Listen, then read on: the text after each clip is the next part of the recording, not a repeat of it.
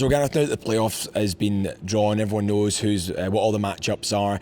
How does it work out? Do the teams get in touch the minute that the final puck is taken off the ice? Do teams get in touch immediately to sort out home and away legs?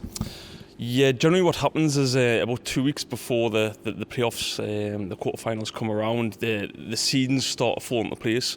So the league have been talking to teams for a couple of weeks now on what different variations can happen. So we had an idea towards the back end of last week that we were going to get Fife. The league do the correspondence in terms of speaking to both teams. We had a chat with Fife and we discussed dates, and we also had a chat with the other teams that we could have faced. And you just look at the different variations in terms of dates and when the venues are available and what the seeding set up as well, who's going to have first and second legs. Obviously, last year we took the first leg against Hull. I was going to ask you about that. There's obviously people will be watching this now screaming about what happened last year. Yeah, we were very determined to take the second leg this year. I do think that cost us getting the playoff final weekend last year, so it was imperative that we got that second leg. And even if we'd got Belfast, if Belfast could only get ice on the Monday night, we would have took the Wednesday night here, so we're very, very determined to get that second leg. And now looking back, do you have a chance to kind of look back at the season from an off-ice perspective? Have you been happy with what's happened at the Clan and the growth here? Yeah. As long as we've got progression, that's the main thing. I think we all would have liked to have done a little bit better on the ice. But, looking back 3 years ago, as I always say, third place in the league and a Garden Conference title is fantastic. It's what we're here to do. We would like to win the league, no doubt, like everybody else. But it's just, we're up against some very big clubs who are spending a lot of money. We're getting there gradually, season by season. The progression's there, and we're getting nearer to it. If we hadn't had those injuries in February, we could have been winning the league. We could have been celebrating now. But overall, we're pretty happy with the way things have gone. It was a very up and down season, but third place in a Garden Conference titles, it's very solid and very good. So you wouldn't actually hang a playoff final weekend appearance as being a successful or not successful season at all? I think so, yeah. Personally, for me, it's imperative now as an organisation that we get to the playoff final weekend. It's the cornerstone of what each club's trying to achieve, in addition to the league. So I think for us to get the playoff final weekend is a must.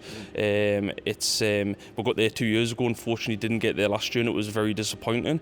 I don't think there's anybody associated with the organisation doesn't expect to get the playoff final weekend now with the conference setup. Even though obviously Fife have been a team that have come here and it's been very difficult, even in our own arena, Fife have been really impressive, really, haven't they?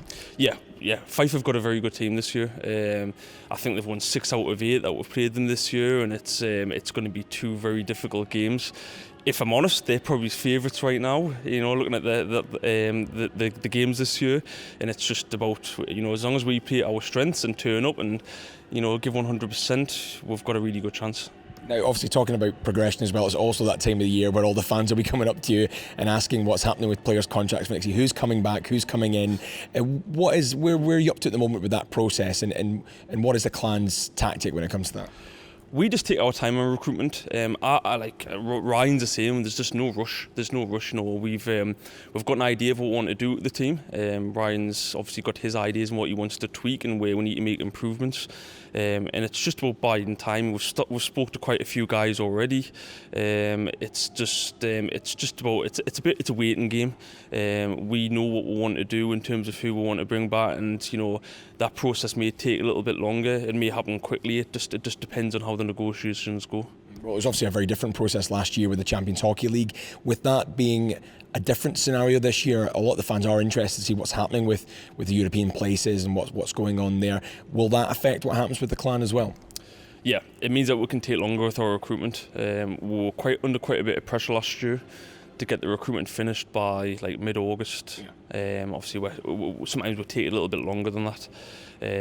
So we can take our time, see what's in the market. Negotiations can be a little bit slower for our benefit. So it's just about getting the right guys for the right money and the right characters that fit in the dressing room. So we will have about 2 or 3 weeks longer this year. Yeah, and of course, finally we got the news recently, an update rather, about the new arena, which is something that's been a carrot that's been dangled in front of the fans for quite a few years now, and it always seems to be just the same distance away, but there was an update recently. Yep. There was a bit in the press last week in the Daily Record, I think, and just saying that the planning permission had been given for the new arena, talking about 8 to 8,500 seats, which is good. It's still very much happening from what I understand, but we know as much as anybody else does right now. It was very positive news to read. I think there's still a couple of hurdles to go through, but it's exciting times ahead. We've got a new venue and a bright new future to look forward to. Does that change up the plans of the club as well? When you look at that, I mean, that's like a double the size of fan base that the Clan would need to look to kind of generate. Does that change up the club's tactics now with regards to moving on as a business? You're talking about these other teams spending a lot of money. Clan are looking to kind of get to that size, really, aren't they? Yeah, well, I think that's the difference between us and the likes of Sheffield, Nottingham and Belfast. They've got more bums on seats, and that's where their extra revenue is coming from right now. It will totally change the dynamic of the club overnight. New buildings always do, and for us to go from 3,500 seat arena to whatever it's going to be 8.5 is a massive step, and it certainly makes my job a lot more difficult trying to get bums on seats. But it's something that we're very focused on, and we're looking forward to the challenge. And it's if we can continue that growth, there's no stopping us. I'm not saying filling the arena, but certainly getting more bums on seats, 6,000-7,000 supporters in the building. So it's all very encouraging and positive. Fantastic. And just a small matter of a big game, 2 big games this weekend rather in a sellout. Must be looking forward to that, and then maybe getting near the end of the season for you as well. Yeah. 2 big games. As I said before, would be delighted to get to the playoff final weekend. It's the showpiece event of the year for the Elite League, and I think it finishes the season off, perfectly for the club, the organisation, and the fan base. It's just about getting the job done now. I think we're all very confident in the organisation that we can do it. We've hit some form at the right time, and obviously after the Garner Conference win at the weekend, we just want to keep the ball rolling and see where it takes us. You never know. In 2 weeks' time, we could be playoff champions. Fingers crossed. Just have to wait and see what happens now. And just finally, there's still a little doubt over a couple of injuries there, Brooks and Jackman. Is there any update on those 2 players? Yeah, Brooks, he's going to be out for the rest of the season now. He broke his arm in 2 places. Went in for an operation earlier in the week. I exchanged some text messages with him yesterday, and he seems pretty upbeat.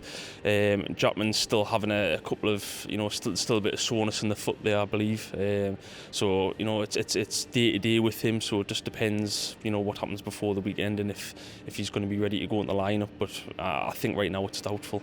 Well, we'll look forward to the games. Thanks again. Cheers.